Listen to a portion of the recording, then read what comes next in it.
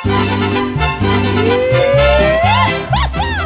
Kumusta ulit mga explorers? Ano lang pag-explore ang ating gagawin ngayong summer 2024?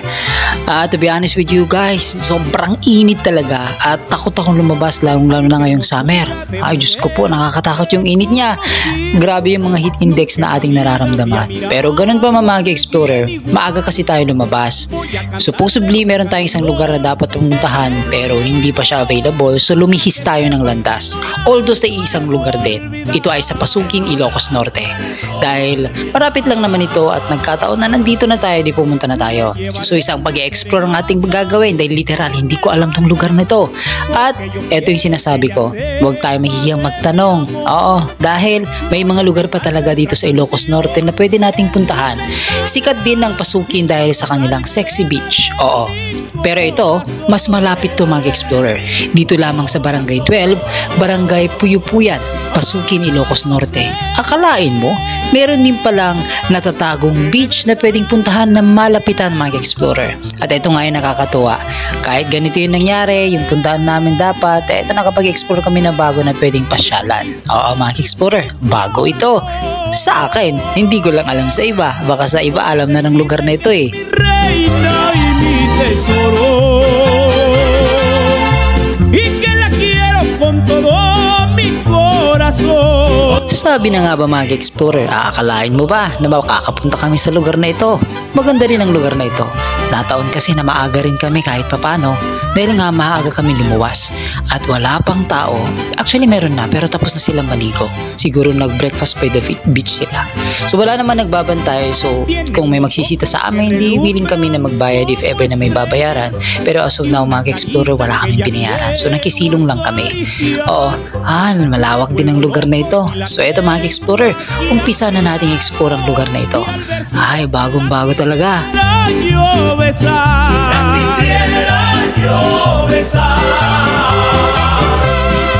Ay, qué bonito es lo que siento aquí muy dentro. Ya no quisiera de este sueño despertar. Vivir por ella es lo que quiero para siempre.